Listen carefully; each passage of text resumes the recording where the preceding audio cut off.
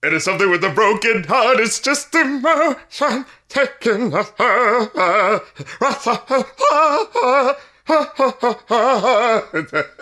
I can't even try to imitate that mountain goat sound of the fucking of the Bee Gees. I can't even I tried for half a second. I was like, oh my god, I don't want to subject people to that. Let me just. I can't even begin to pretend to know what that was.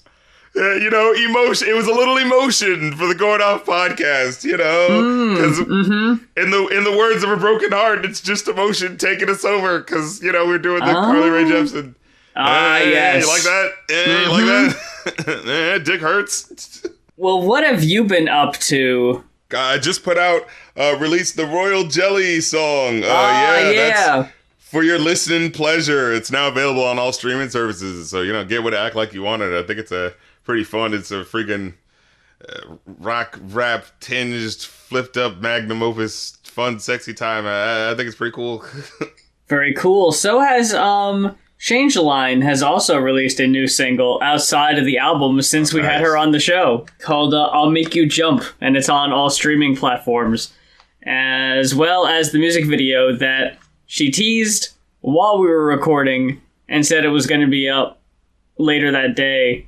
It's up now, so y'all can go watch that. But folks, it is that time again. It is show and tell, reviewer's choice. Ooh-wee.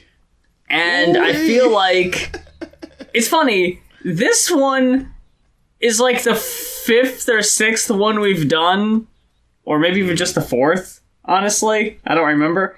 And it feels like the first one. Because, we weren't sure what we were going to end up doing. Yeah. And you messaged me and said, hey, have you ever heard the Gorillaz G-Sides? Yeah, I was like, oh, yeah. Oh, no. But, that's so kind of obvious for you.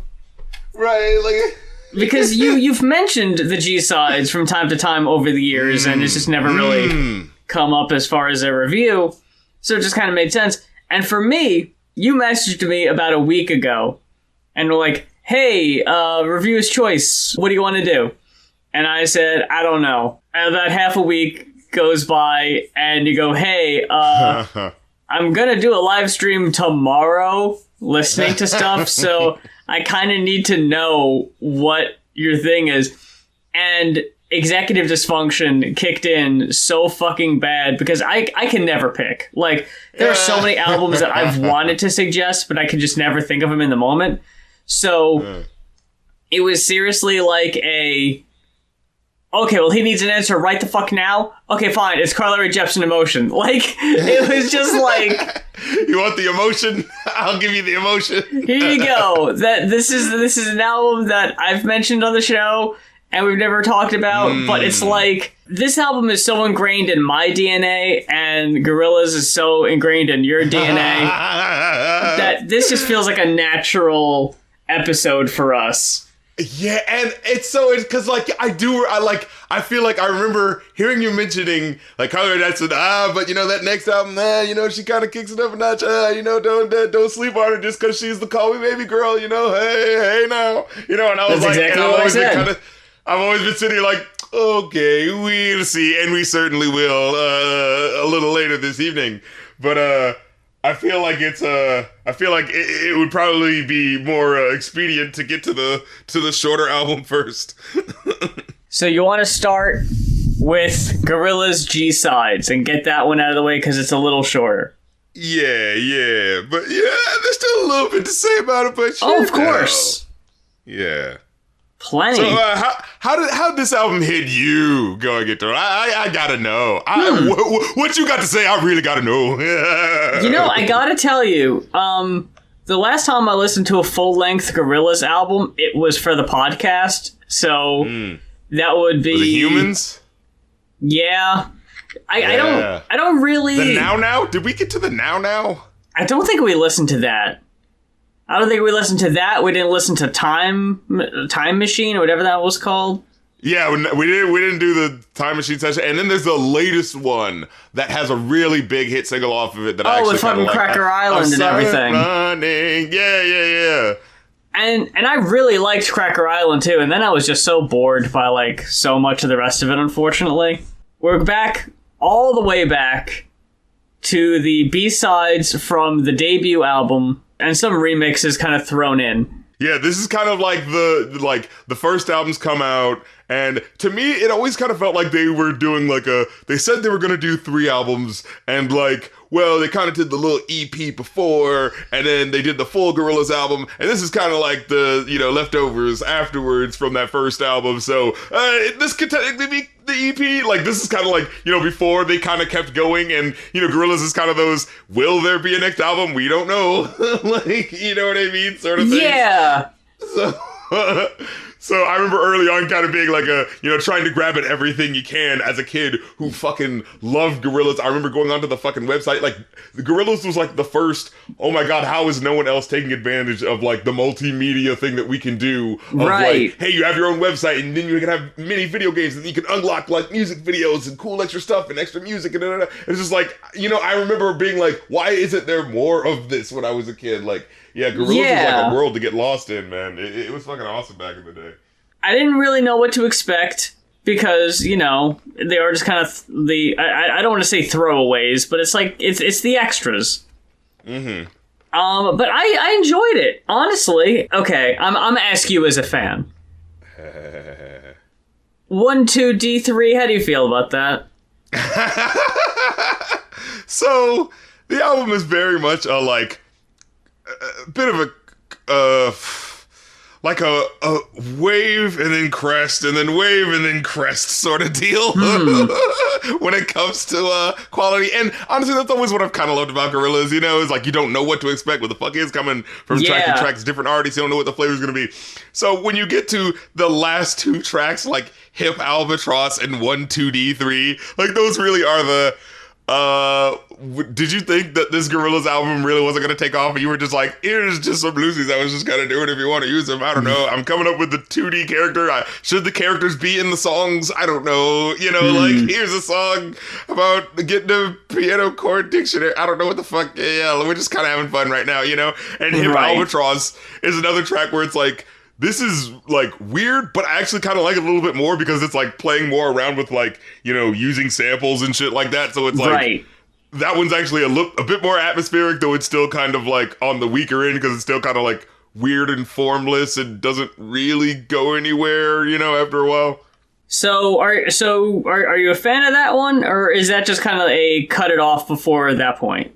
Yeah, I feel 1, 2, D3 is the album's short and, it would take too much to get up from the bed and hit the stop button, let it ride out, you know what I mean? And there might be a bonus track, that's Gorillaz, so, with that one, it's it really is the wind down. There's not much to this track. It's the very simple, plain song, not exactly a classic, but Hip Albatross is this is at least doing something, you know what I mean? Sampling stuff and it being kind of about a zombie, that's something, right? 2D likes zombies. What if our songs are about the characters liking stuff? It's that sort of deal. I liked Hip Albatross. Honestly, the only song on this album I didn't care for was the last one. Oh, really now? Yeah. So starting out, I know what you're getting at. We're gonna have quite the conversation. Don't you think? Don't think I haven't figured this out by now. Well, let's talk about track 1. Yeah, let's get into it. The traps you've tried to spring for me. I'm one step ahead of you, sir. Yeah, let's talk about 2000 Soul Child remix. Woo! Man, nothing is as breezy and as fucking cool as that when it hits that hook and you hear that, wee, get the kusu san, wee. I fucking love this goddamn remix. It is dude, fuck the original, bro. Here we go. This is the official version that we listen to from now on. Yeah, get me? If I wasn't familiar with the original, I think I probably would have liked this more. But for me, I didn't really think it ended up adding too much. You don't like where it takes it, huh? Like, it started out interesting, and I was with it for the first bit, but then after a while, it just kind of felt bland. Like you're right. It could have used like a guitar solo or something. Yeah, something to mix it up a bit, because I just kind of felt like, yeah, okay. It just kind of felt like here's the original with a little bit of alteration, not like a full remix.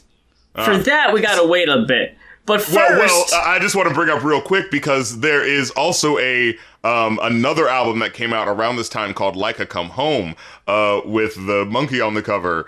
And there is also a remix of the song. Well, like pretty much the whole album gets dub remixed. It's sort of like, Jamaican DJs sort of doing like scratches and mixes on stuff, but from a Gorilla perspective. Yeah, and I always loved that album. That was always like my low key, like, oh yeah, that was always my like, if you're a real fan, you know about this album. You know what I'm saying? And because it has such a flavor that I like, the Jamaican vibes for a whole album with Gorillaz. It's like, what the fuck? Who came from the future and knew what I liked and gave me this album when I was like fucking 12?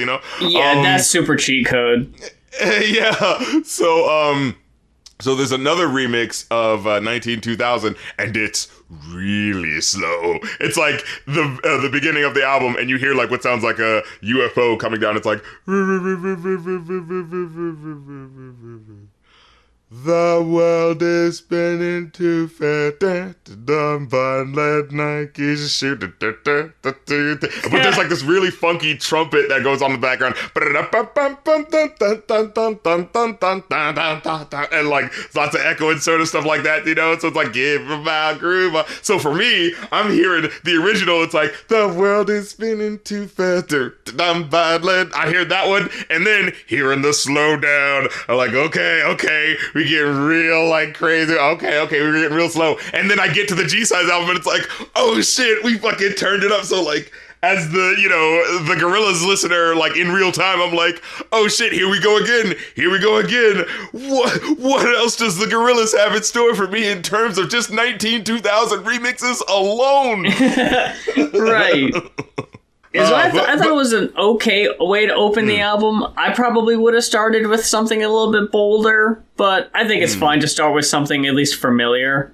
I liked the second track here, Latin Simone. I thought it was a little boring, honestly, to start. It's like the inverse of the last one.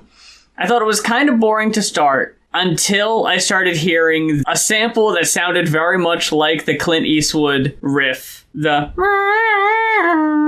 And trumpets coming in, and from that point on I was like, okay, I'm fucking with this pretty hard. It's got me hooked. It just kind of started a little slow, but I ended up liking it by like the midway point. So on the original album, it's I think Ibrahim Ferrer. It's one of those, I've always seen their name and I've never like seen it said. But he's a Cuban musician who Damon Albarn really wanted to get for the album. And so it's like one of those things where it's like, damn, you really don't know where the fuck, Damon Albarn's going to be pulling from when he's, getting his musical influence. You know what I'm saying? It's like one of those like, whoa. And so the original version sounds way different. Do you remember how it sounds? No idea. Give it a quick listen just to hear the Latin Simone, ¿Qué pasa contigo?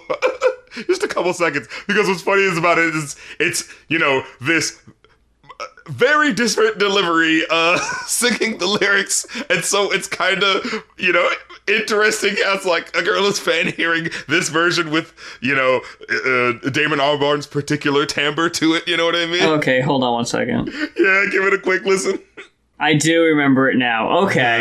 Yeah. Right? And so it's like, it's such a different delivery where it's like, this man with a very, like, vibrant delivery versus, get up, you know what I mean? Yeah, for sure. It's such a different energy, but it still, like, works in its own way. Like, it's one of those crazy, like, how does this still work, but in a weirdly different way? It changes the energy, but in a way that, like, doesn't feel the same, but still works. You know what I mean?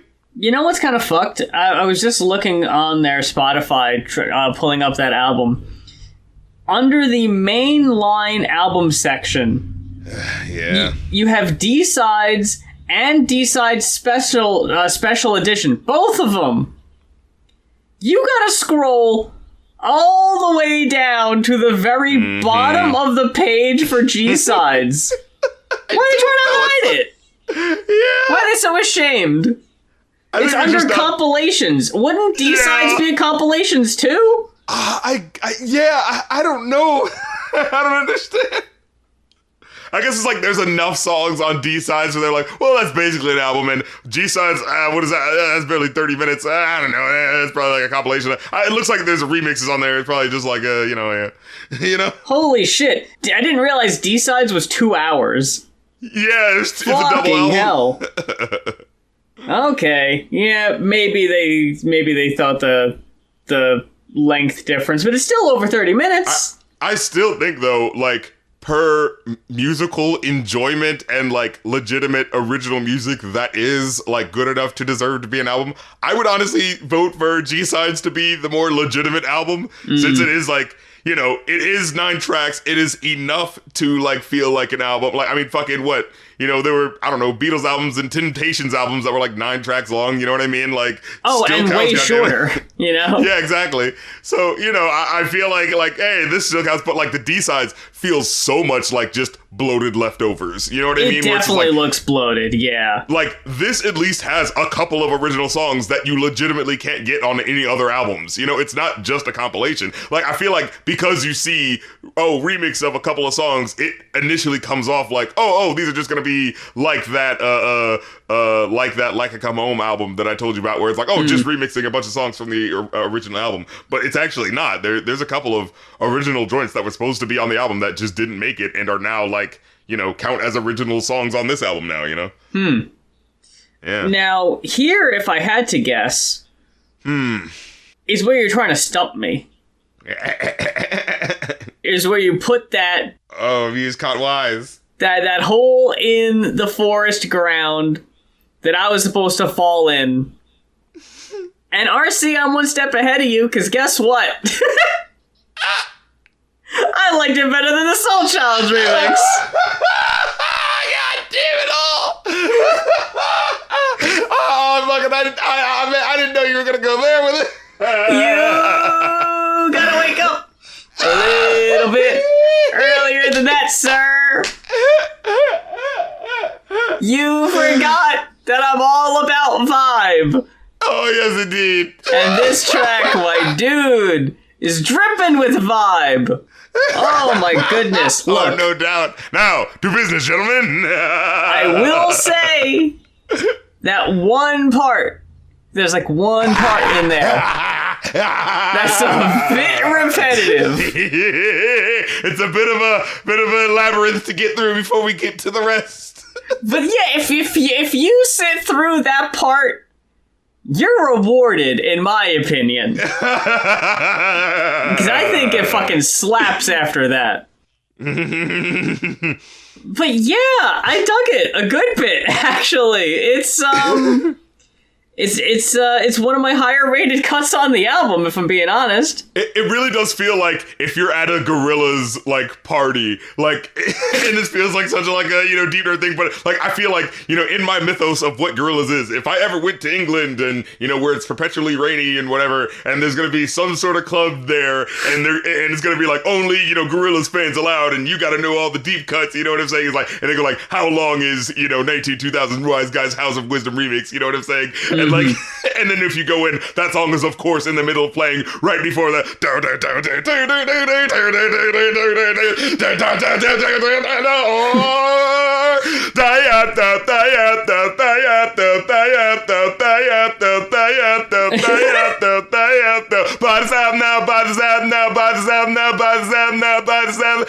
like it sounds like it's saying, like I've heard that so much, it sounds like it's saying buy this album now. It's like, well, if I'm hearing this, I've already bought it, Gorillaz. Yeah. Who are you advertising to? But like, and what is it? It's right at the da, and so it's like he took the right sweet spot of that like that little, you know, throwaway, you know, vocable that you kind of say in between the lines, and just extended that to a fucking minute. Yeah, it definitely overstays its welcome for sure. I agree. I was willing to stick with it because, I will say also, I did see her tweet saying something about, like, the unaware or whatever, or in for a surprise or whatever. So I kind of already knew to expect some fuckery. I'm a stinker. To some degree, right? But, yeah, no, I dug that one a good bit. Yeah, I thought it was more interesting than the Soul Child one. I think it added more to the whole experience, and just the, you know what I think did it too? And this is really just because I was already into it in the first place. It reminds me of a song from a Katamari game. And that's like my favorite video game shit. That music is fucking money. So it's like, oh, it kind of sounds like that. And when you think of it in the context of Katamari background level music, indeed, there are like repetitive parts that that don't bug you as much because you're not really paying full attention to it. So I guess maybe I was like already kind of in that headspace. Maybe that helped me through. Katamari. Now I gotta test that out. That would definitely fit. I need to fire up Katamari Damacy and see if this fucking fits, because I'm sure it would on one of the levels. Right. Then we got The Sounder with Phi Life Cypher. Yeah. And it wasn't what I thought it was gonna be about. What'd you think it was gonna be about? Oh, nothing. I really loved the instrumental, but I gotta say, these forced rhymes... Oh, man. Right there with you. They kind of took me out of it. Luckily, I dug the rest of it enough that I was kind of willing to overlook it. But for those who don't know, rhyming Abyssa and Deliver, that's criminal. That's And rhyming Party Arty with Marty Grotty, that's a stretch. It's so, like, this song so sounds like the super lyrical rappers, and they're like, but guys, we gotta do a party record. And they're like, how do we do that and still not sell out? Well, we're still gonna be like lyrical, we're still gonna keep it super lyrical, but we gotta slow down the flow, and that's what makes the punchlines take a lot longer and are like a lot easier to like be, they're a lot easier, what's the word, like telegraphed, you know what I mean? And so like you can kind of see him coming. Yeah, so it's like not only that, but they're also not that clever in the first place. So it's just like you can tell where the rhymes are gonna be. You can tell where and it's like we're heavyweights who phase ya. Like, oh, can you guess where heavyweights who phase ya might be going? Like Ali did with Frasier. We spit the most flavor, but musically will amaze you. It's so like filler. You know what I'm saying? Lyrical miracles, spiritual in your swimming pool bars. Like overall, though, I think the vibe carried it enough that I ended up enjoying it. I feel like the third verse just slows down so much in the flow, where it's just like, oh my god, we get it. Like, like. Oh yeah, I think it overstays its welcome too. Yeah. Like, first of all, just with that. When that happens, it's like, oh man, don't you appreciate the grandness that we just presented you? And I'm like, not really. God, we fucking blew your fucking mind there, didn't we? I mean, no. And then just these fucking clearly rhyming dictionary bars. You'll be feeling entertained by our music repertoire. See our poems, they'll be flowing like rivers and reservoirs. Cause Gorillaz, we be out of this world like men on Mars. We're rap stars with supernatural spars. What? It's like, I think if this was maybe 10 years before... Right. This would be fucking groundbreaking stuff, you know? When we write raps, we're not from the Empire, but we still strike back.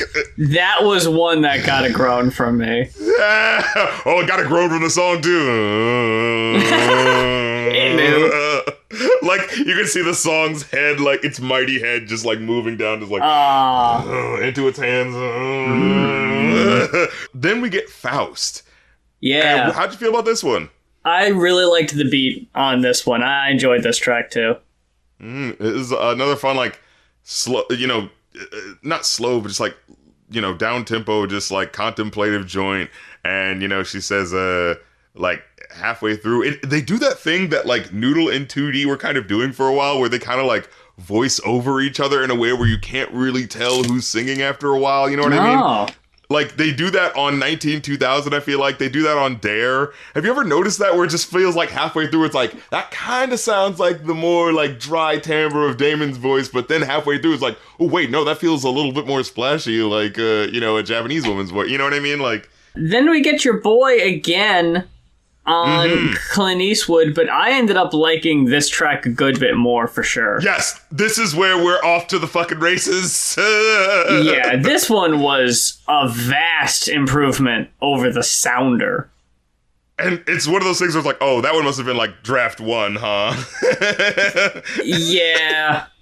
Because it so feels like it has the hangdog feel of are we going with this version? I don't even know if I'm really gonna commit to it, Is this gonna make it on the main album? Not sure. Then I ain't giving it my all. Yeah, exactly. But this one sounds like you remember, and apparently this one is the original one, but I think it's one of those things where like, the other one blew up, and so it's kind of like, well, since you like that one, you'll love this, And so, to me, it always came as like all right, here's the original song, oh, you like these Gorillaz cats, oh, that's crazy, here's the song, and then it's like, now here's what they can really do, and they're fucking let these motherfuckers rip and just go off, because this one's the one that sounds more raw, the drums sound a little bit more dusty, and like, just sort of like, let's fucking go, and it's like, oh man, like, here's the, 3 other friends from the drive-by where not Del, or Russell's friends got shot or something like that, and they've come to haunt him some more, Yeah, the instrumental definitely caught my attention before I even knew what was going on. It just sounded more raw, and I was like, ooh. Okay. Yeah, and what I like is that, again, this feels like it's still in the era of, are we going to write directly about, like, what the characters in the song, you know what I mean, in the band are doing? So yeah. It's like, oh, I'll hit you over the head with the guitar that I bought from Noodle. Like, but I loved shit like that, and it was like, I really wish they would have done more. I did like that, yeah. But that clearly feels like a, oh, this is a cool first idea, but we gotta do that again. No, it's too cheap if we keep doing it, Yeah. But damn, it's a fucking killer. Like, these fucking lyrics are goddamn insane. I feel like the chorus on the Sounder really slowed things down. I feel like if you would have cut that out, I think the song probably would have flowed better. Because I was dreading it every time, especially with the Ibiza deliver. I was like, oh god, I have to hear that again. Let's fall into the Ibiza. It's like, what are you doing, Dim? It's such a groan every time. Honestly, I like the hook of that song. I feel like the verses are just a throwaway. In fact, I remember as a kid being like, tough talking, motherfucker that I was, being like, okay, let me take these parts of the beat that don't have, them rapping on it, and just kind of do my own version and just kind of I was a kid. That was my first. I remember one of the first inklings of like, God damn it, I could do this better. Like, what are they doing? Like, I'll move over. I'll fucking do it. I'll show you how it's done, professional musician. Let's get some fucking dope-ass punchlines in this bitch. But then, by the time we get to Fight Like Cypher, it's fucking incredible. So where you're just like, where the fuck were you guys on this last track? Because I love the way they flip this shit where it's just like, when I punch you, I rupture one of your rib cage in rage, and I turn you into a cartoon too, then erase the page. It's just like, oh shit. That was dope, yeah. And it, like, just the imagery is so cool. Like, to the top of my lyrics, escalate, accelerate, and leave your panic, and take the ground from beneath your feet, leave you skywalking like Anakin. Like, whoa. Yeah, they fucking pulled out all the stops on that one compared to the other one. I don't know what the reservations were in the other one. Yeah, like, it even makes the fucking, I'm a concrete lion, big cat. Like, I don't know what the fuck that means, but it sounds cool. Like, in the middle of all the other shit, you know what I mean? Ghost Train is next. Oh, yeah, okay. So apparently this was the first Gorillaz song that they ever really, like, completed. And really? Yeah, and you can tell by just how primitive it feels, as a song where it's just like, it's got a cool, like, concept to it, certainly. Like, oh, this ghost train, and the song slowly speeds up as it goes along, like, it's this interesting, weird sort of thing. But then it's like, you know, Damon Albarn's barely singing any lyrics. The quote-unquote rap verse is like just someone mumbling. It's just like hardly the idea of like a pop song with a rap verse in it, you know? Like, you know what's funny to me is, I don't know if it's reminding me of something specific or not, but this one actually reminded me more of like something they would do albums later. So it's surprising to me that you say this is the first thing they recorded, because it felt more advanced for some reason to me. Like, it sounded more evolved, I guess. But I loved the sound of this one. I like the little back and forth between 2D and the Ghost Train and all that. Yeah. And especially with the breakdown segment with the come on, and it got really like, with those really crisp like percussion that. Yeah, really, I just thought it kind of started slow with the Soul Child remix, and you could just skip the last track entirely. But that's just me. Now, when I asked you how many tracks the album had that you had reviewed, I wanted to make sure, because there were a couple different versions, and one of them had a Del the Funky Homo Sapien track on it. Yeah. But it wasn't on Spotify. That's the one I grew up with. Well, was it on the physical release? Yeah, someone had gotten me the physical release with 9 tracks, and of course it had like the extra album artwork in it. So, you know, it was really like it's one of those. I don't think the person who got this for me realized how cool this was. Like, you know. Oh, that's always great when like you asked for something very specific, but they weren't sure, so they're just like, I guess this is fine, and you see it and like, you want to gush over it and just be like, oh my gosh, but you know they just don't know what the fuck you're talking about. Right, because it's like, this isn't the main album, this is like the second album that's like only available in Japan or something like that, and so there's only like 9 tracks on it, but it contains the remixes that's like, it's like, they don't care. Like, and then also there's the album artwork, because Gorillaz isn't just the music, it's also like multimedia, you know, because it's physical art, and then you can also go to the website, like, my aunt's not trying to hear that shit. And it's like, at first they think they fucked up because they're like, this wasn't exactly what I asked for. And like, I'm so sorry, I'll return it. And you're like, fuck, no, you're not. I'm keeping this shit. You have no idea what you got. Right. Overall, I walked away with a 4. I give it a 3.5, actually. Wow. Oddly enough, a little crueler, a little harsher on you. Well, I see that being kind of a thing that happens. Like, on some of the albums where it's something that I'm a little bit more familiar with, but for you, it's more like new and eye-opening. You tend to be like, oh, wow, what's this? And I'm just like, this is old hat, this is hack. But if you don't have that knowledge going in, that like experience anyway, you know, you're more easy to be taken away by, you know, just what you're hearing. But for you, as a fucking grizzled Gorillaz veteran who owned the damn thing back in the day, I could see you being a little bit more harsh on the critiques, and that's fair. But from there, we're going on to the second album, my pick for this week. I just searched Emotion, and the first thing that came up was the special edition, and I didn't realize until I was towards the end of it, when Spotify is like, you know, there's one other version of this. It's like, oh, there is? And it's like, oh yeah, the standard edition. I'm so familiar with this version of the album, is what I'm saying, that I kind of forgot that there was a version with 3 less songs on it. Okay, so originally it's not 15 tracks, it's 12. Well, that's weird, because the deluxe edition was what I avoided, because I was like, oh, that one's got 2 more tracks on it, so I thought that I was, that's the deluxe expanded edition. Oh, god damn it, what the fuck? There's the deluxe expanded? Motherfucker. I didn't even know there was one with 2 more tracks. That was what I saw, but I didn't click onto that to see specifically what that the E ... expanded into. I see now. Okay, Never Gonna Hold You Back, Love Again. Okay, yeah, I'm honestly not even familiar with those 2. I don't think I've heard those 2. I'm gonna have to go back and check those out. But no, yeah, I don't know why it doesn't say, but yeah, you listen to the special edition or the deluxe edition that has the 3 bonus songs on it, which I'm relieved. Because like I said, that's the album that I'm more familiar with. And more so because I think the album would have suffered without them.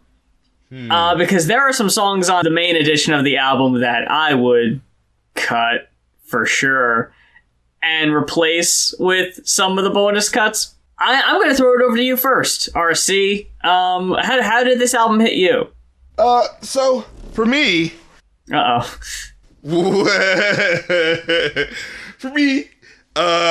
I gotta say, coming into this album, man, I was having nothing but a good time. I was kicking back, relaxing. The words Cyndi Lauper come up on this album, and I don't use those words lightly.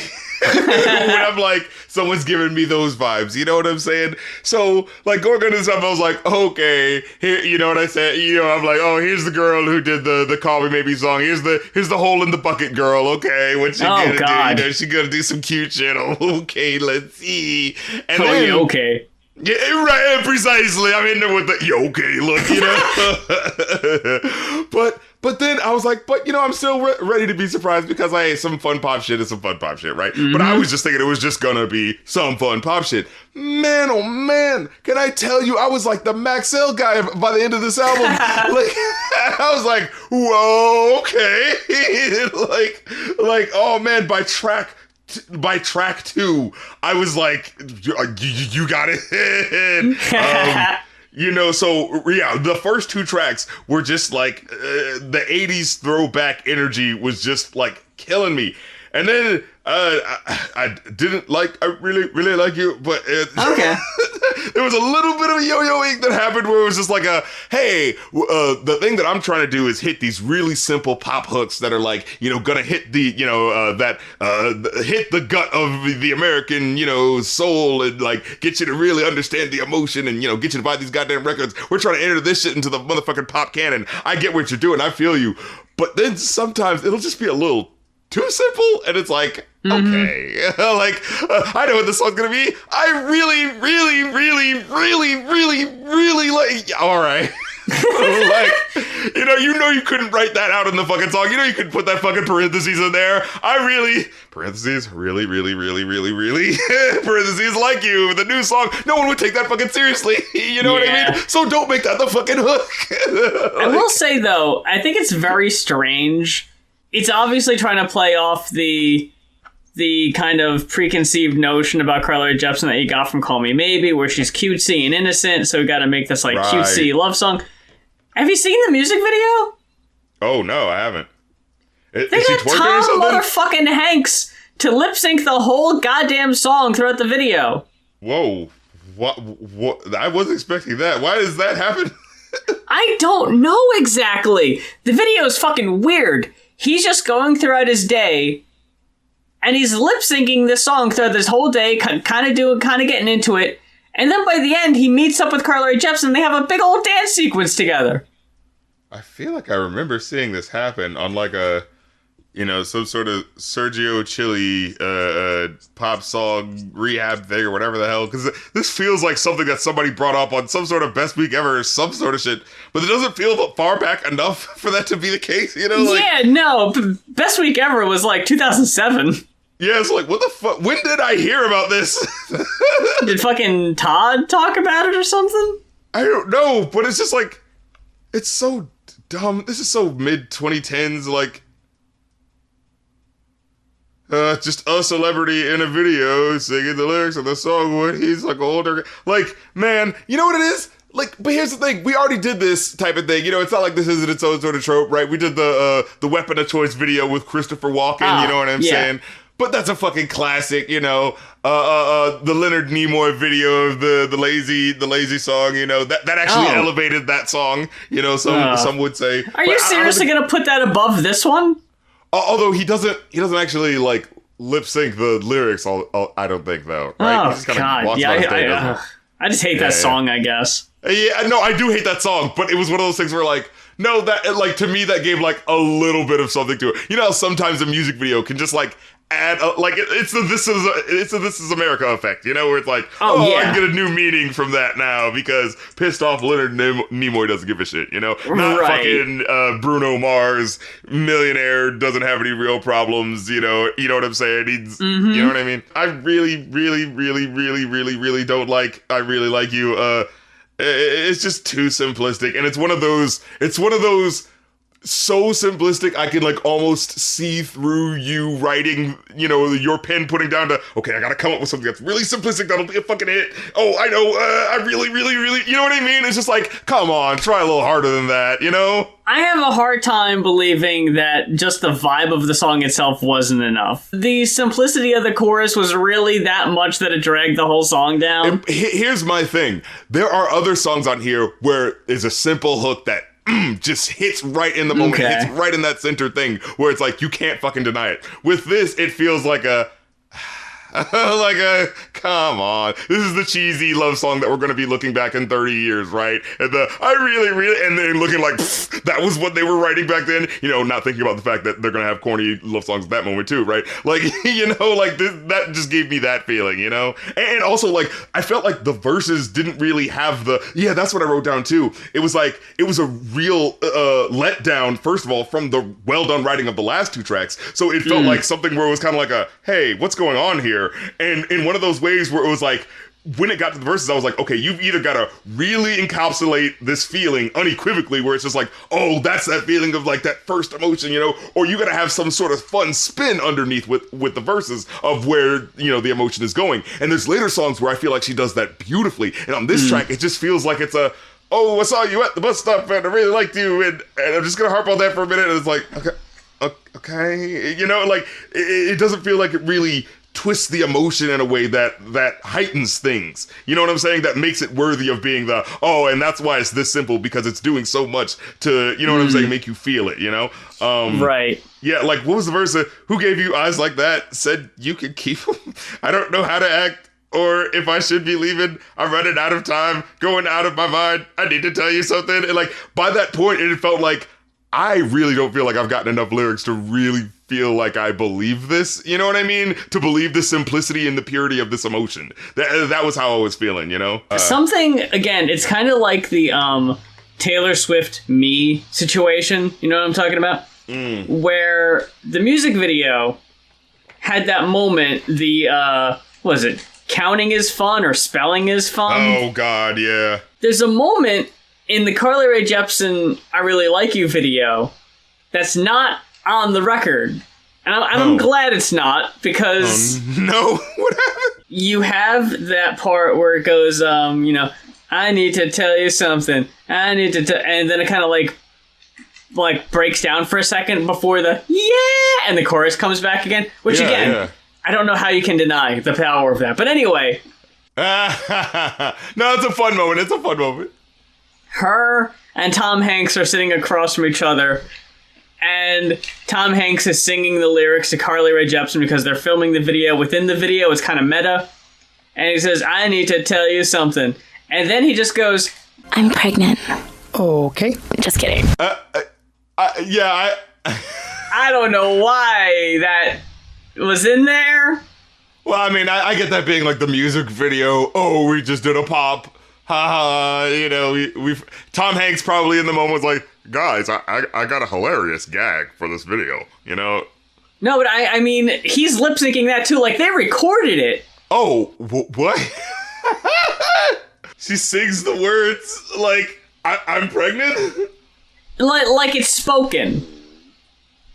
Like the song breaks down and then it's just like a serious, like, I'm pregnant. But just is kidding. It her voice? Is it her voice? Yeah. Okay. And so, like, they recorded it, and I guess it was intended to be on it at one point, and they left it in the video because it's like a cute, funny moment. But then, it's not on the album, so it's like at some point, someone realized, hey, that's a bit cheesy. Maybe cut that part out. Yeah, I don't think. Hopefully, let me. Why, right? The way that unfolded was just so much weirder than I imagined it unfolding. I thought it was Tom Hanks cutting. You kind of see it's like, you know, looking at him straight on and like looking at her and like kind of cutting in like, oh, we've been singing this song and we're kind of friends and like, hey, you're singing my hit song and you like it so much that you've been singing it, ha ha ha. And then and him like cutting the music to hear Tom Hanks' voice say, I'm pregnant. And then her going, see? What the fuck? Yeah, you had higher hopes, honestly. But no, that's not how this plays out. It plays out him just saying, I'm pregnant, mouthed with her saying it in a way that makes you go like, well, of course, I automatically am not believing that it's Tom Hanks actually saying that. But like, you know, it's in...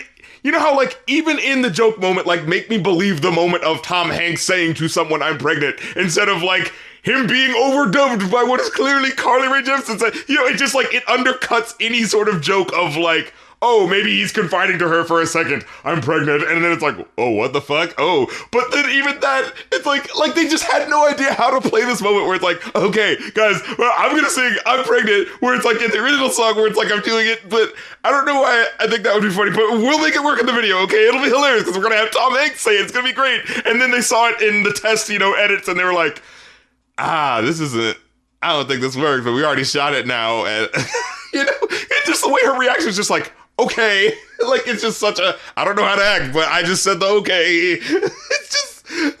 First time I heard this, which makes me believe that this was initially on what was supposed to be the album version, where it was a video of Justin Bieber and current, at the time, girlfriend Selena Gomez. They were lip-syncing the song in a video, and they recreated that part, like they lip-synced the I'm pregnant part. That's so corny. Like, it's just, it's not I thought even it was just for their video, but then I saw it in the official video, and I was like, oh, why did they leave that in?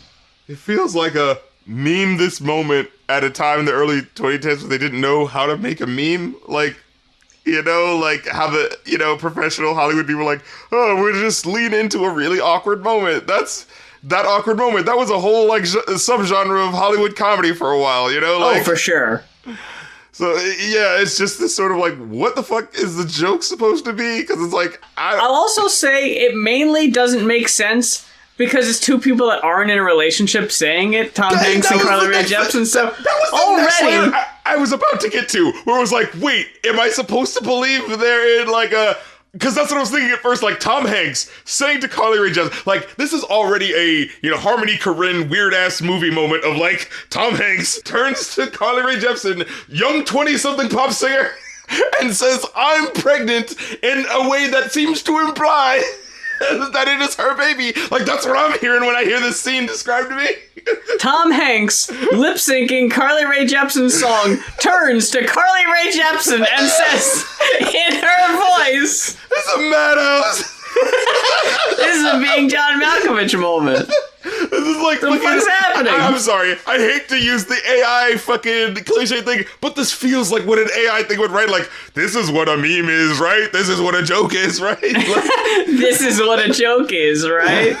Oh, yeah, awkward, unexpected. You wouldn't think that. What if Tom Hanks and Carly Rae Jepsen, but Tom Hanks says the line, I'm pregnant, awkward. This is madness. But anyway, aside from that, right. we agree to disagree on I really like you. I'm definitely with you on the first two. Run Away With Me is fucking phenomenal. It's like, yeah. I think it's one of my favorite cuts on the album. Emotion's great.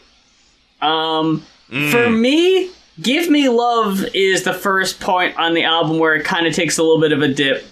Yeah, a little bit, but I liked the going right off the hook into the fall into me, like that, like caught me right in the pocket where I was like, okay, but that kind of made it, that kind of, you know, bounced it back, you know. Mm-hmm.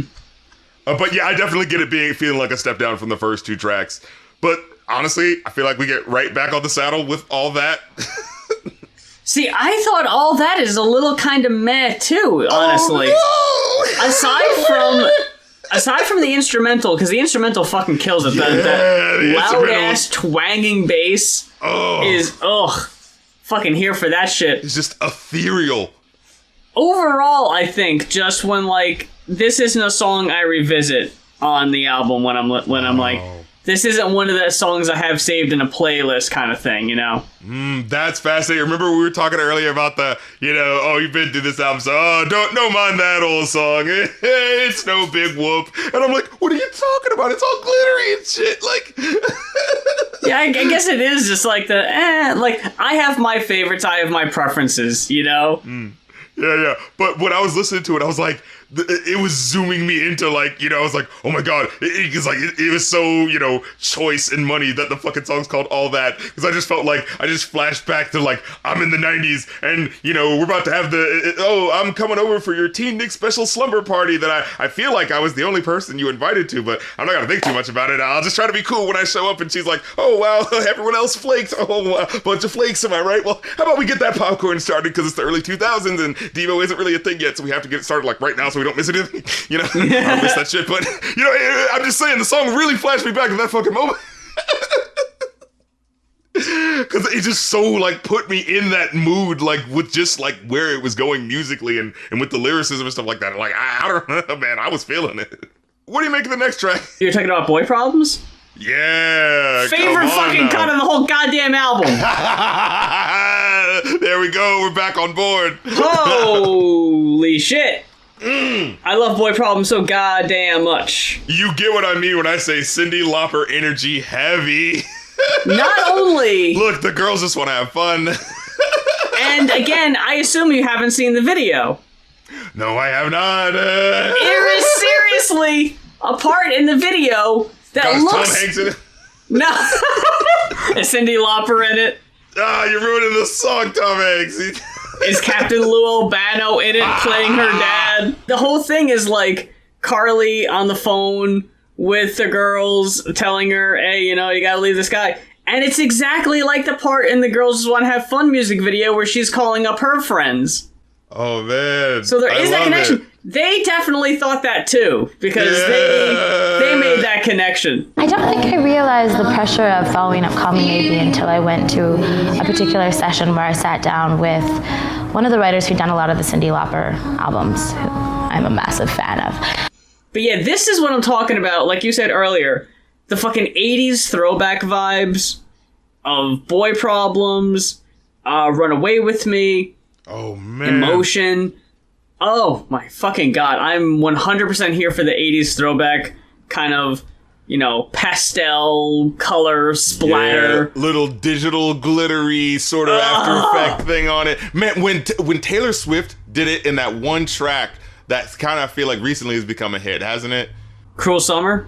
Yeah, man. My fucking boy, Cruel Summer. The digital, like, bitsiness, I was just like, I need more of this. Why are people not doing more of this? And I got it here in fucking spades. Oh, my Lord.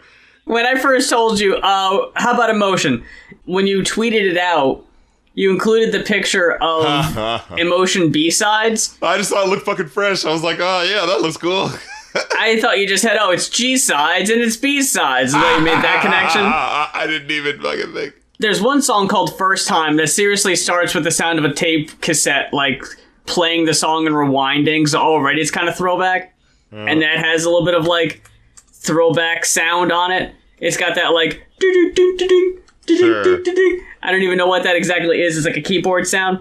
But there's a song called Body Language. And it's seriously... body language, we're too legit, and there's like the sound effect in the background that like I can never really place what it's from, and when I actually went to look it up, it didn't seem like it was from anything I actually recognized, so it wasn't even worth remembering. I hate that. Like when we looked up that oh yeah, and we looked it up and it was like, oh, that's Run DMC. That's actually from a Run DMC live cut. So I was like, okay.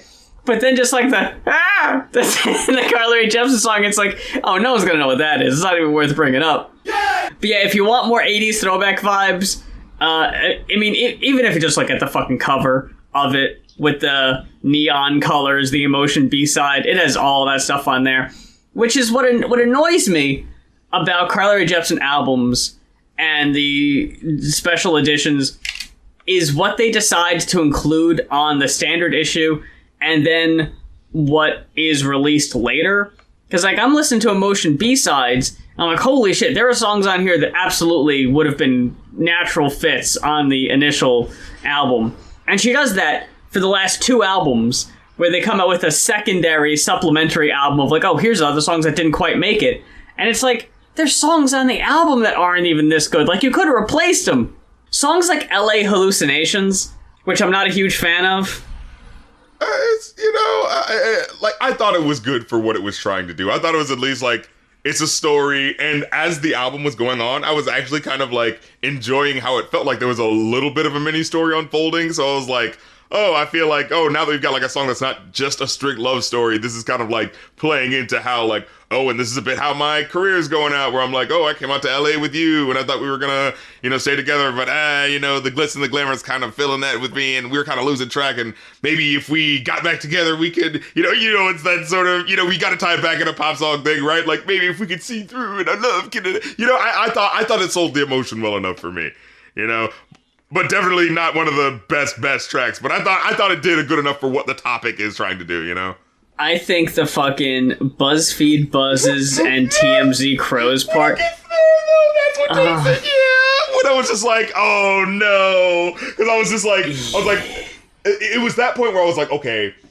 you need to have a Snoop Dogg verse to come in to complete the pop cheesiness, or else you're just leaving me giggling at the hole in the bucket, call me maybe girl, trying to stick one to the paparazzi to show she's super clever. Oh, you BuzzFeed Crows. I'm like, get out of here.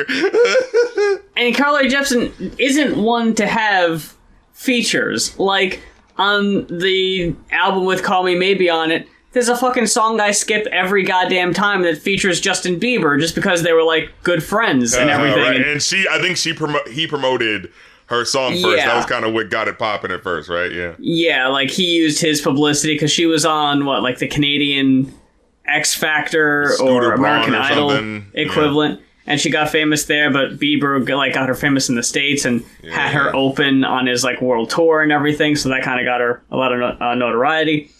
And on the latest album that came out, she has Rufus Wainwright on a song that was everywhere on TikTok for a while. But besides that, it's really just her. So maybe on a song like this, where you're trying to, take shots at pop culture and things. Yeah. I don't know. Maybe have a guest feature on that one. Backtracking to Making the Most of the Night. Holy shit. Love this track. Oh my goodness. Wait, we didn't show enough love to Boy Problem. I feel like we didn't show enough love to Boy Problem. Wait a fucking minute. Because I was like, just the way that she goes like, I think I broke up with my boyfriend today and I don't really care. Like, I love that. The woman's like, I don't really care. Because I have problems. I got a problem with my girlfriend over here, and that's more important to me. It's like, oh, this is nice. I love it. This is the fucking dump him anthem. And it's like, I'm so tired of hearing all your boy problems. It could be a perfect day. He'll just make it rain anyway, And then, now, okay, so here's the funny thing. When it came to that final lyric right before it hits the hook, I wasn't thinking about it being, directly about being a friend talking to a friend at that moment. I was thinking about it, her talking about, because she says, what's worse, losing a lover or losing your best friend? But then I thought she was taking it back to say, oh, this guy that I broke up with, you think that everything's good and you miss him, but were things really that great? So she says, what's worse is when you discover you're not good for each other. And so when she says the line, she's been given and you've been taken, I thought that was her looking at him in the new relationship and going oh, see how she's given up for herself and all you're doing is a bit of a mirror to what might have been going on with me. Wow, maybe I didn't, maybe I dodged that bullet. You know what I mean? That's what I thought was happening there. It's the real sort of get back is I've grown and matured beyond you. And now I'm seeing how I would have been kept back if I stayed with you. Oh, this is the real growth and maturity. I really didn't need you. You know what I'm saying? So when she says I broke up with him and I didn't really care. You feel it. I felt that shit where it really felt no, I really don't give a shit. You know what I mean? A lot of her stuff is just kind of open to interpretation, I guess. A lot of her lyrics don't always really make the most sense.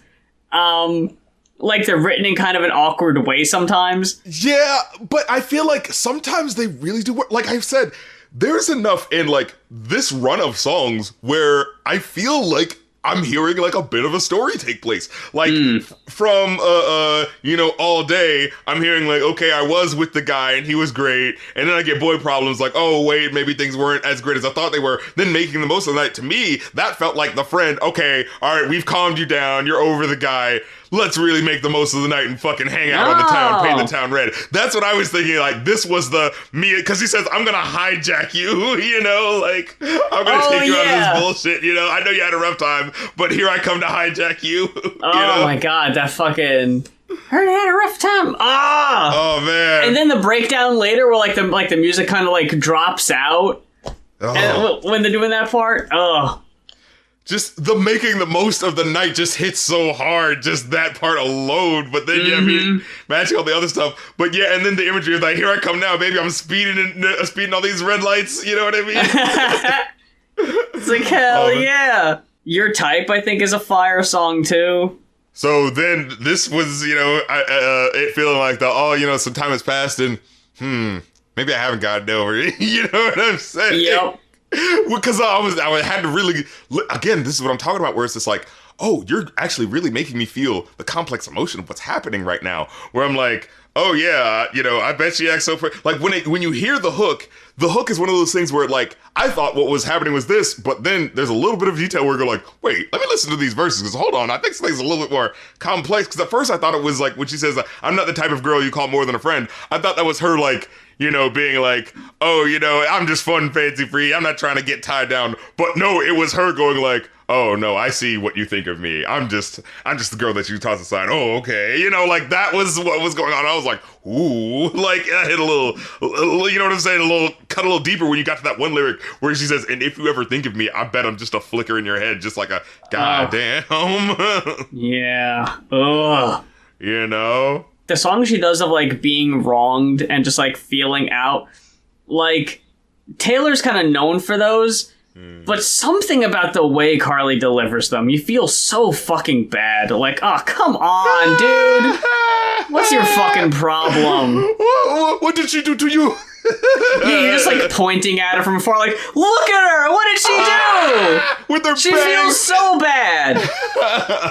Look how sad she is. I know she was a Tom Hanks video, but come on. You're 100% perfect. You're 100% in that girlfriend group of just like, let's go kick his ass. Like, yeah! Like, fuck that guy. Oh, man. So then you get Let's Get Lost. Oh, man. Can I tell you, we are doused in the 80s aesthetics. Oh, my God. Look, when that saxophone is creeping around the track, you hear it echoing at the beginning of the track, and then when the hook comes in, you're like, is that a set? Where you at? Hold up. Oh, I see Lady Gaga and what's her name? They've been doing the sort of 80s throwback. Are you trying to get in? Are you trying to get in on that too? Wait a minute. But do I love this though? Like, when it fucking comes in all the way, it's like, oh, shit. It's earned. It's just like, yo. Just the message of that one too always gets stuck with me. It's such a sweet notion. Yeah, right. It's like, let's just. We're out doing stuff. Let's just, let's fucking get lost and spend some more time. It's so cute. It's like, it's cute. Man, the way she says, like, baby, let's go get lost. I like that you're driving slow. Keeping my fingers crossed that maybe you'll take the long way home. Like, it's so cute. But I will say one thing that has always kind of confused me is how it fucking ends. So... It's like, maybe you'll take the long way home. And the fucking saxophones are wailing a little bit. But then there's, like, dog bark and howling sounds. Yeah, the coyote. And then there's just, like, it's like, there's, like, a little bit of a beat that happens for just a few seconds. Yeah, I forgot about like, that. Dogs barking and howling, like...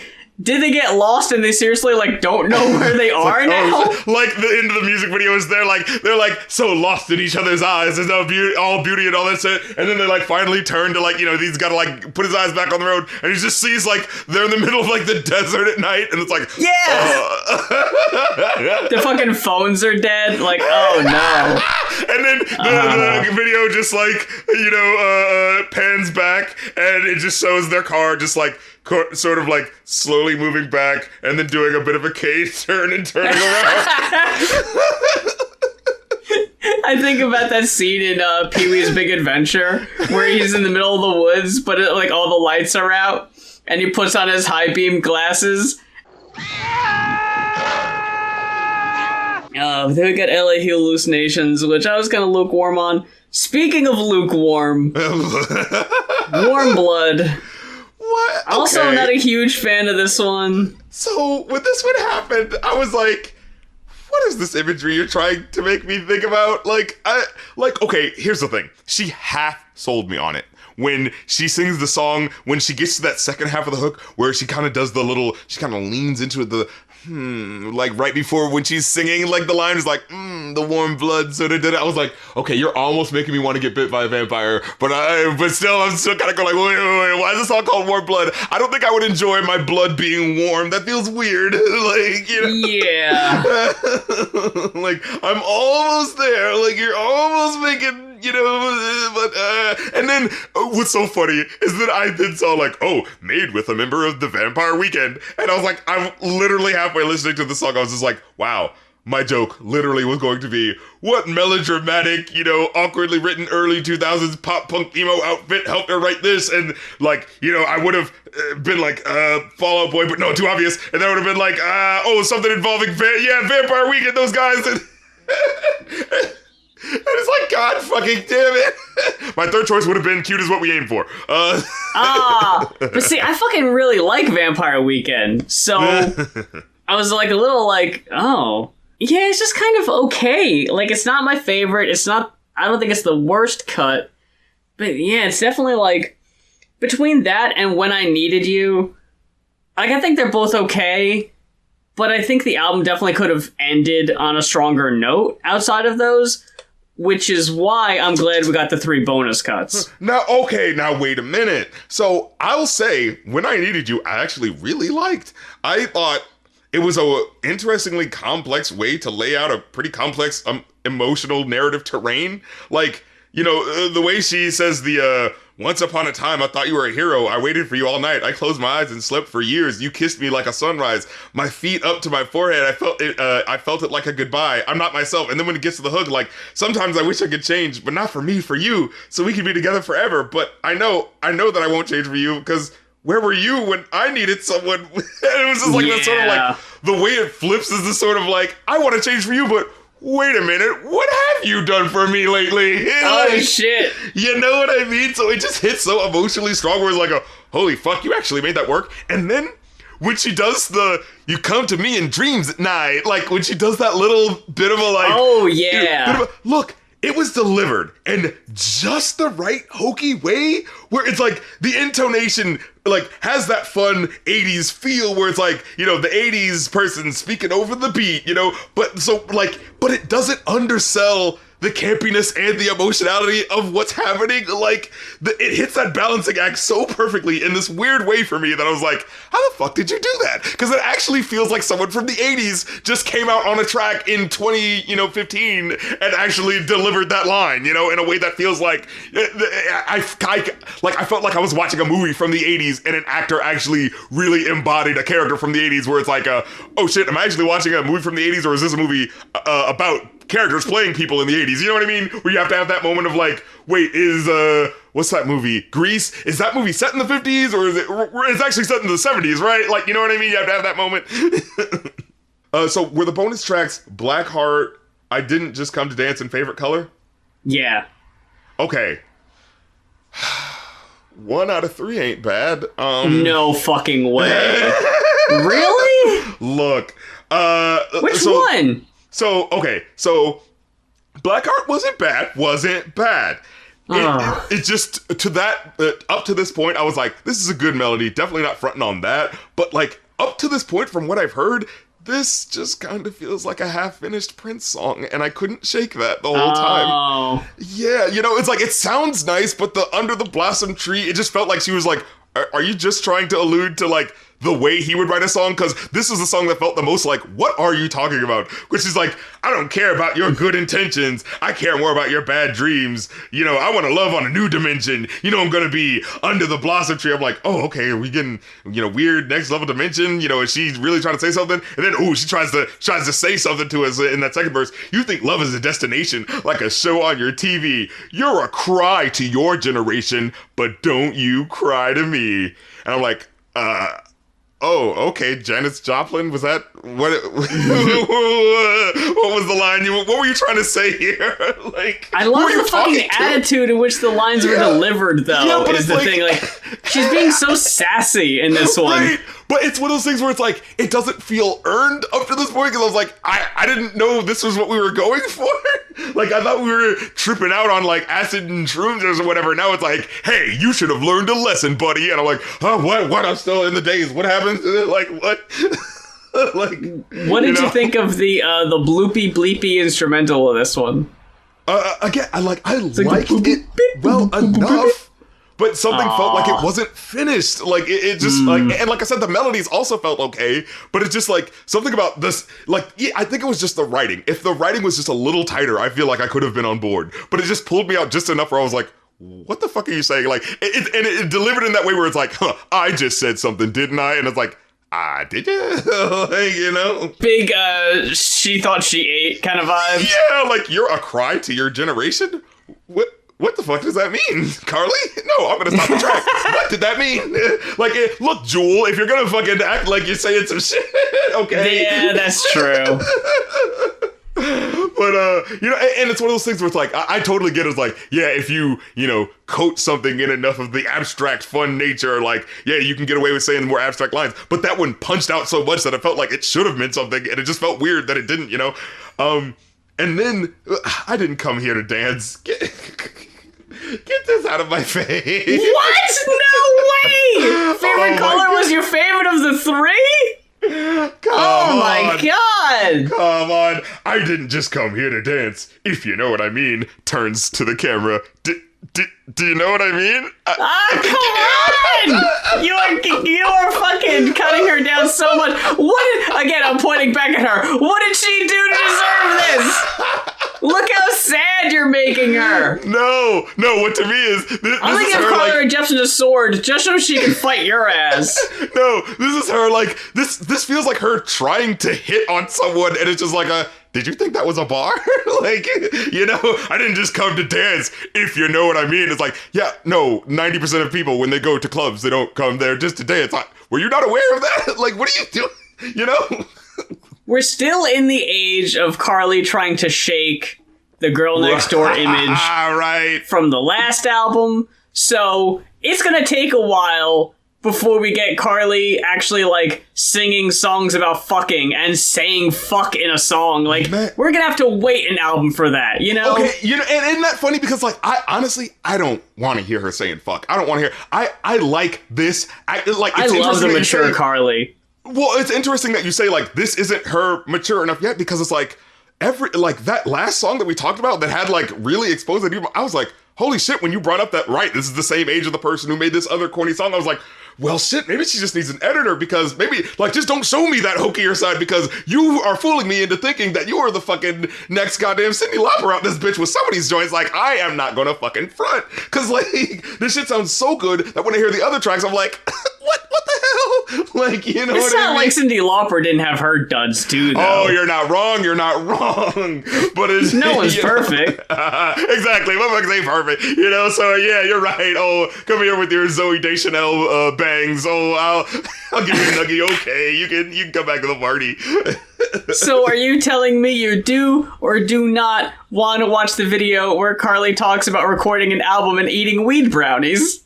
I actually do want to see that video. Weed cookies are great. Underrated. You gotta only put a little bit in. Otherwise, watch out.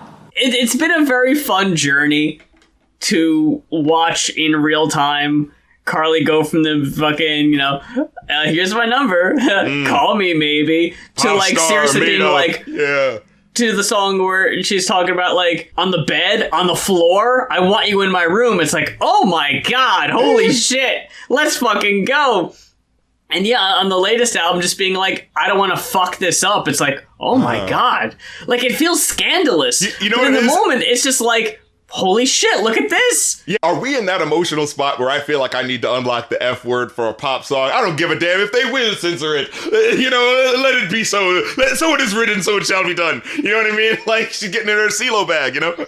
She knows she's not going to get radio play anymore, so she doesn't give a fuck. This is the thing, right? It's such a shame that the radio played the fuck out of Call Me Maybe when, you know, I like that song a lot.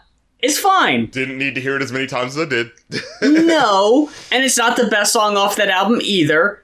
And then the radio gave some love to I Really Like You. Oh man, ain't this how it goes? Ain't it just how it goes? I think they actually also played a song, This Kiss from that other album that it got some radio play, but not a lot. And then I Really Like You was like the last one, and then the radio just completely decided, all right, we're done. That's the last we're ever gonna play. And this album is like almost a decade old. This is nuts. Like, and she's put out nothing but heat since then. And no one would know that. This is how this fucking happens. And then what do you say? Oh, hey, give that Carly. Look, hey, I'll put myself as the example. You know what I'm saying? I'll be the person who said, fucking Hanson. Yeah, yeah, okay. Yeah, right? You know what I'm saying? But it's not our fault. It's not our fault. No. We've been fucking fooled by the people who were like, oh yeah, when I had to, you know, sell the records and I had to do the thing, sure, I did the dopey pop song. And it's not that it's not her, but it's like, I got some layers to her. You know, she got some layers, and it's like, yeah, oh, sure, we are. It's insane how that can, like, be the gift and the curse, right? Like, she wouldn't have had the popularity to get the listeners that she has, but then it's like, there's a stopgap on how serious you're gonna get taken because, like, ain't that the hole in the bucket, girl, you know? I've seen so many videos basically just on the topic of Rae Jepsen is the best pop star no one is listening to. And it's such a shame. Like, I think it's just the three name thing just kind of sets her so in that, oh, this is bubblegum pop from a bygone era, most definitely, right? Probably, like, yeah. I don't think that's doing her any favors. She should go by, she can't go by Carly either, because I feel like that TV show is kind of like, cute-nize that. Jepsen. iCarly, yeah. Or Rae Jepsen. Yeah, you get rid of the first name. It's and you do that play of the like, yeah, you know, like, you know, kind of like playing against the fact that, yeah, oh, what, if I sound more like a guy, you know, if I have a guy's name, will that get me more play? You know what I'm saying? Like, you know, Rae Jepsen. Favorite colors is a fucking bop, and we're right back. Okay. Where we were that was my least favorite of the three. Not saying it's a bad cut. What in the world? Yeah. I can't stand it. How does this happen?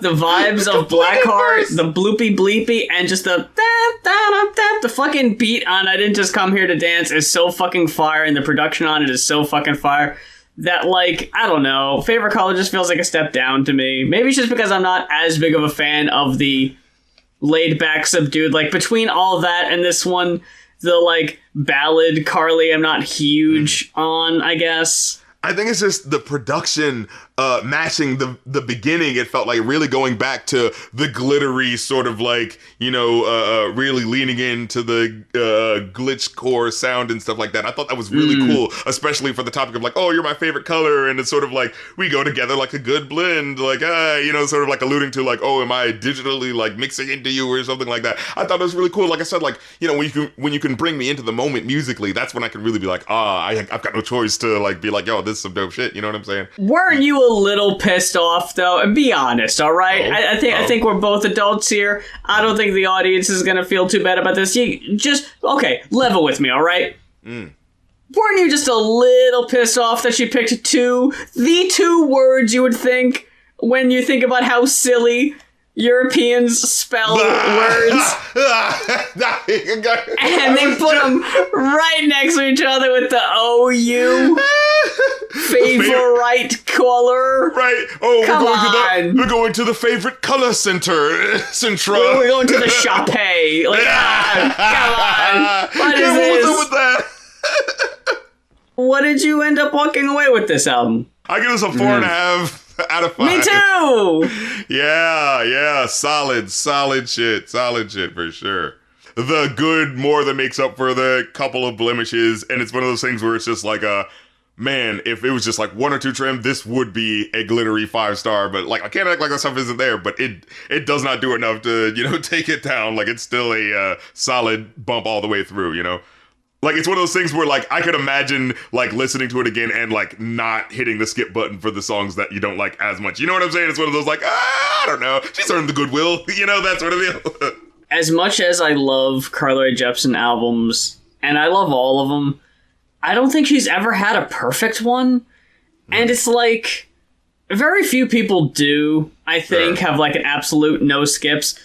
But it's a thing, it's a frustrating thing, is that between the one that gets released and the B-sides, you could have had a perfect no skips, and it's like they're right there. You could have put those instead of the ones that you went with, so it's always just like, it's like those little missed opportunities. But if anyone is listening to this and is in the same boat as RC and maybe wasn't so familiar with what Carly Rae Jepsen's been doing outside Call Me Maybe and maybe something else, maybe the fucking theme to Fuller House, if people remember that she did that too. Do check out this album, and I do gotta also recommend Dedicated alongside it, and also Loneliest Time. Like, I think all her albums are worth checking out.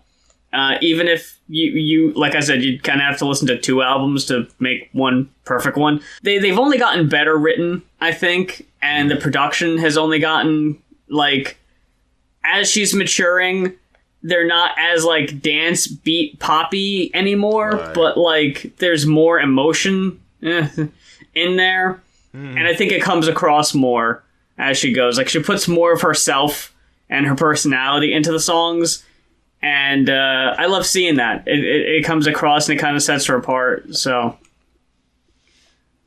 But that about does it. I fucking wore myself out. Yeah, definitely putting this, the Carly Rae Jepsen name higher in the hierarchy in my mind above the Selena Gomez's of the world. Oh, God. Yeah. That's, in that ilk. yeah, and that whole thing. That reminds me, you probably didn't. Did you see the VMAs when Demi Lovato did, I think it was like 3 of her songs.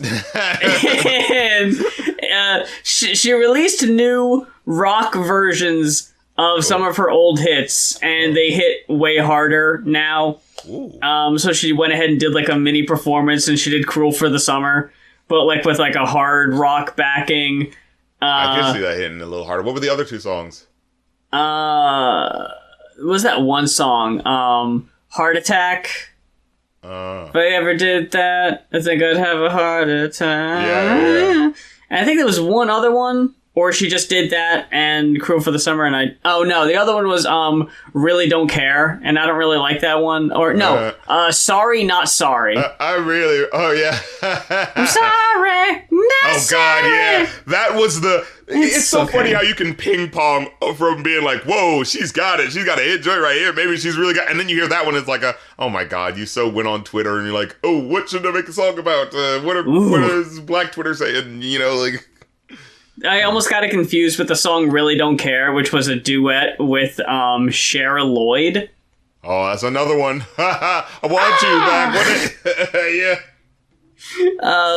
And like they filmed it at a Pride parade, so I remember thinking, well, that's cool, but the song is yikes. Like, I don't want to hear this again. But yeah, like I like her whole like reclaiming her image and like doing the hard rock stuff and being like, cause that album she released called Holy Fuck is so good. And then she was just like, well, this is my sound now, and like taking these hits and like redoing them in that style. Yeah, like, fuck that. I love seeing a new age of like, just like back in the 80s when you'd see like, hey, isn't that dude from the 70s? Wait, they're back and they're doing some new shit. You know what I'm saying? Like, let's see it continue of the you know, the artists that we know that, oh, sure, they're the pop guy, but they still got an artistic ambition, goddammit. You know? Oh yeah, I love seeing that where it's like, oh, now I'm free from the labels. Unfettered. Yes. In fact, I think about it in this modern age where it's like, why aren't more artists, you know, from this previous era, not too long ago, striking out and just doing their own fucking thing? What the fuck do they need these people for? You know what I mean? We're almost at the finish line, but y'all know. I know as soon as I say, well, that about, y'all click off anyway. Matter of fact, we should include some extra, like, you know, tips on how to, like, become a millionaire. Just ooh, that's the thing. And it'll be like, all these listeners, all of a sudden you'll hear all these news stories, like how I became a millionaire. I just kept listening to the Going On podcast. I just didn't hit skip that one time. And then it's like, the episode has been deleted and the techniques can no longer be found. But oh, no. There's that one guy sitting there like a dumbass, like, oh, fuck me. All I needed to do was not click off once Muse said, well, that about wraps it up. Damn it. I normally don't, but that time I said fuck it. I know what they're doing, and I skipped it. Well, that about Going On podcast. It was a good one. I hope y'all liked it, because I did. It was a good in there, and we hope you enjoyed it. And if you're sitting there and you're like, hey, they were able to bring albums that they wanted to talk about, and that's a lot of fun. I want an album to talk about. I want my album. Where's my album for them to review? My album. All right, Veruca Salt, finally. But yeah, if you want to request an album, you can do that over there. ko-fi.com/GOINOFF. That's the shit right there, RC. That's the truth. And we also got our own individual Patreons and Ko-fis and Twitters and YouTubes and all that, and TikToks. Yeah. All those links are in our link trees in the description, so you always stay on top and updated on all our goings-on and all our current projects, so you don't ever miss a thing. So we don't have to repeat them. You can just scroll down and look. Yeah. Ko-fi.com/ yeah! I want to go to sleep. That's what the people are here for, RC! Push on through. You got this. Okay, that's ko-fi.com/ with enthusiasm. No. You gotta sound enthusiastic to the people who, you know, who are inspired. Okay, that's ko-fi.com/rapcritic for song requests and movie requests for the Review Do podcast. And then for that podcast you hear it first on the patreon.com/rapcritic. Mm-hmm. God damn it. And that's where you go there to hear all that shit, motherfucker. And you get to join the Rap Critic Discord. Get with it, act like you want it. And until next time. Fuck yeah! Coming at you.